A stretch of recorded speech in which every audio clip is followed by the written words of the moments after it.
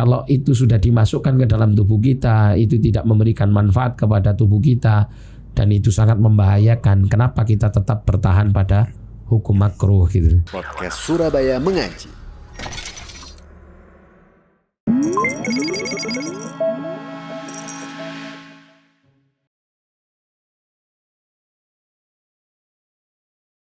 Bismillahirrahmanirrahim. Assalamualaikum warahmatullahi wabarakatuh. Alhamdulillah wassalatu wassalamu ala rasulillahi amma ba'du.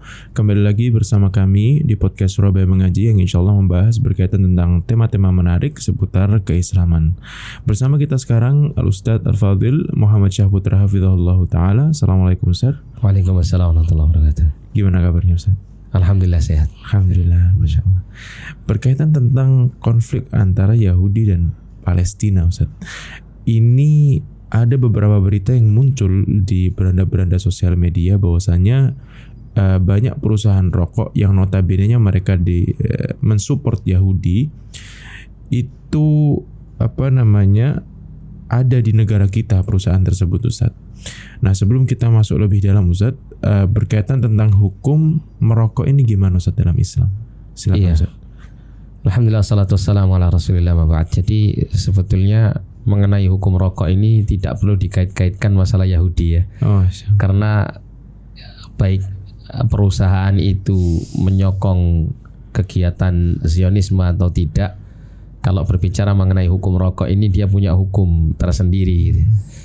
Ya sebagaimana yang kita ketahui dari para ahli medis dan bahkan pemerintah sendiri ya memberikan aturan kepada perusahaan rokok bahwa di setiap bungkus rokok itu selalu ditulis di situ rokok membunuhmu kan gitu ya. Ini menunjukkan bahwa rokok ini dia adalah racun, bukan sesuatu yang manfaat. Bahkan sesuatu yang memberikan kemudaratan bagi jiwa. Artinya di sini sebagaimana dalam Islam itu kita dilarang untuk menjerumuskan diri ke dalam jurang kebinasaan, maka Islam sangat melarang kita untuk memasukkan zat-zat yang memang secara zatnya itu dia memang membahayakan, dia memang sebagai racun. Dan ada beberapa dalil baik dari Al-Quran, dari hadis itu menerangkan tentang hal ini. Di antaranya Allah Ta'ala mengatakan wala tulqu bi'aidikum ila tahlukah. Jangan engkau menjerumuskan diri ke dalam jurang kebinasaan. Termasuk juga hadis Nabi SAW mengatakan la dharar wala dhirar. Tidak boleh membahayakan diri sendiri dan orang lain. Nah kalau kita melihat bagaimana zat rokok ini ya, orang yang mengkonsumsinya dia akan terancam ya dengan bahaya yang dihasilkan oleh zat-zat yang terkandung di dalamnya, sehingga akan mengancam kesehatannya dan bahkan nyawanya. Kemudian ternyata ya diterangkan oleh para ahli bahwa ada istilah yang namanya perokok pasif, orang-orang yang dia tidak merokok secara aktif tapi dia ikut menghirup udara yang dikeluarkan oleh orang yang merokok aktif ini, sehingga juga ternyata memberikan pengaruh yang buruk bagi kesehatan mereka. Nah ini juga menunjukkan bahwasanya rokok ini benar-benar sangat membahayakan, baik bagi diri orang yang perokok aktif tersebut maupun orang yang ada di sekitarnya yang ikut secara tidak langsung ya termasuk dari golongan perokok pasif. Nah sehingga hadis Nabi yang mengatakan tadi la dharar wala dhirar ini sangat berlaku ya. Tidak boleh dia itu memudarati diri sendiri maupun orang lain. Ini benar-benar berlaku bagi orang yang merokok ya, karena kalau orang merokok itu kan dia menzalimi dirinya sendiri, membahayakan dirinya sendiri dan ternyata juga membahayakan untuk orang lain.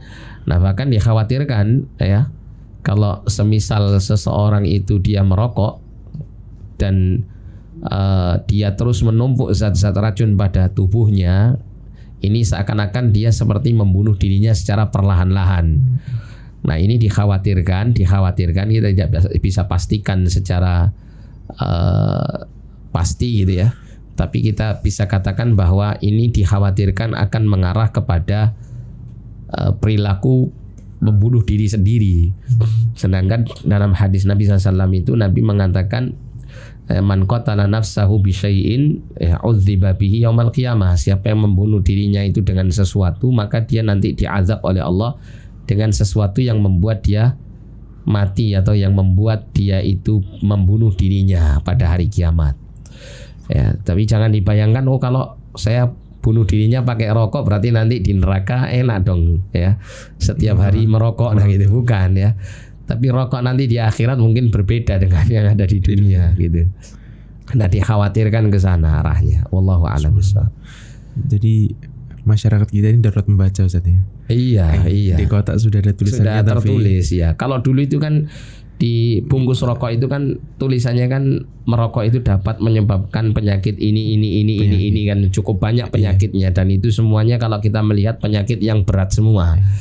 Ya, tapi sekarang ini malah diringkas gitu ya. Malah diberi gambar. Dikasih gambar juga, iya, dikasih gambar juga bahwa orang ini ya karena merokok itu akhirnya ya dia mendapatkan penyakit seperti ini, sampai ada gambarnya, sampai kemudian kalimatnya juga diringkas menjadi merokok membunuhmu. Itu kan sudah menunjukkan bagaimana keadaan yang sangat darurat dalam hal bahayanya. Sehingga selayaknya bagi orang yang berakal itu untuk menjauhinya.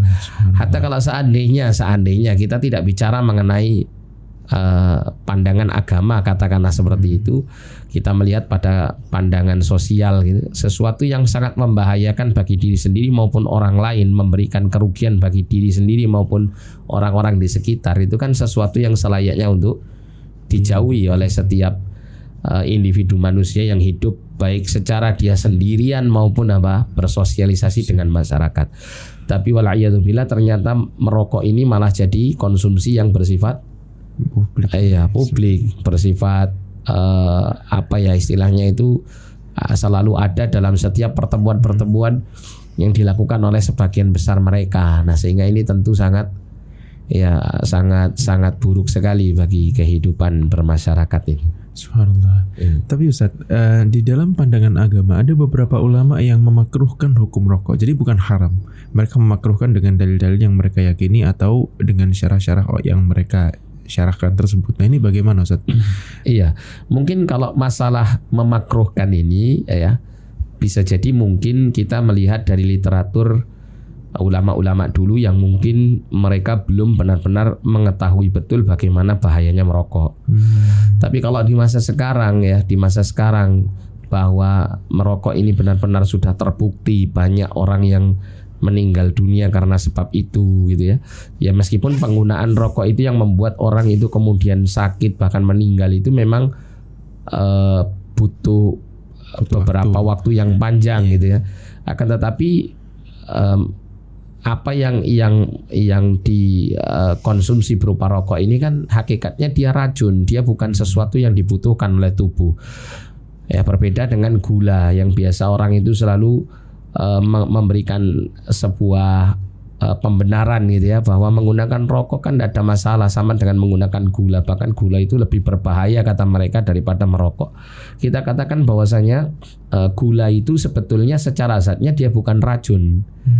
Bahkan dia terkadang dibutuhkan oleh tubuh dengan kadar yang tertentu, tentunya di sini tidak berlebih-lebihan. Ya. Nah, berarti ini menunjukkan bahwasanya gula itu hakikatnya kalau digunakan dengan proporsional dia tidak membahayakan, bahkan sangat dibutuhkan oleh tubuh kan begitu. Berbeda dengan rokok, sedikitnya penggunaan rokok ini juga sudah membuat kondisi tubuh kita ini sudah terpapar oleh racun. Ya, meskipun katakanlah kala itu tubuh kita ini masih memiliki kekuatan untuk menghadapi zat racunnya rokok itu karena kadarnya sedikit misal gitu ya. Tapi kalau itu sudah dimasukkan ke dalam tubuh kita, itu tidak memberikan manfaat kepada tubuh kita dan itu sangat membahayakan. Kenapa kita tetap bertahan pada hukum makruh gitu? Ya, sedangkan dalil-dalil yang sudah sangat terang benderang untuk kita menjauhkan diri dari jurang kebinasaan itu sudah memberikan petunjuk kepada kita untuk menjauhkan hal-hal yang berbahaya, termasuk diantaranya merokok ini.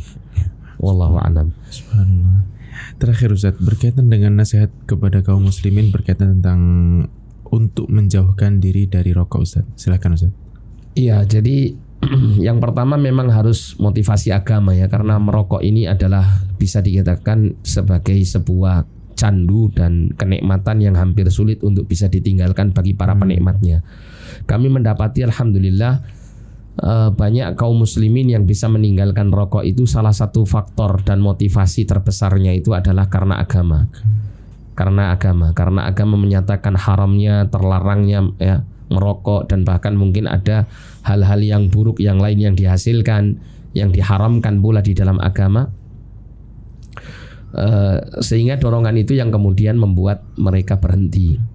Termasuk juga bukan hanya membicarakan tentang hukum haramnya, tapi juga dari sisi efek-efek buruk yang lain yang juga diharamkan, seperti mengeluarkan harta tanpa manfaat kan itu ya. Itu termasuk tabdzir ya, karena mengeluarkan harta di jalan syaitan kan begitu. Sesuatu yang sia-sia, bahkan bukan hanya sia-sia tapi membahayakan ya, dia keluarkan uang untuk membeli hal yang membahayakan dirinya. Ini jelas adalah ikhwanus syayatin ya, saudara-saudara syaitan. Dan kita juga mendapati beberapa pengalaman dalam dunia ruqyah syar'iyah itu, di antara jin-jin itu yang diruqyah ya kala itu yang mengganggu manusia itu, terkadang mereka mengakui bahwa rokok itu adalah satu hal yang mereka sukai. Ya, ini jelas.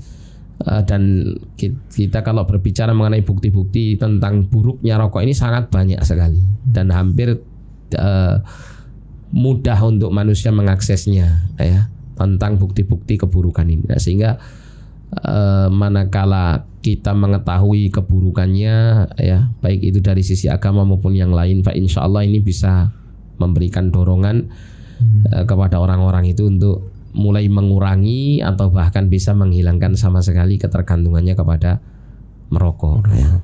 Masya Allah, jazakumullah khairan Ustaz atas penjelasannya. Semoga bermanfaat bagi rekan-rekan sekalian. Sampai jumpa di episode podcast Surabaya Mengaji berikutnya. Assalamualaikum warahmatullahi wabarakatuh.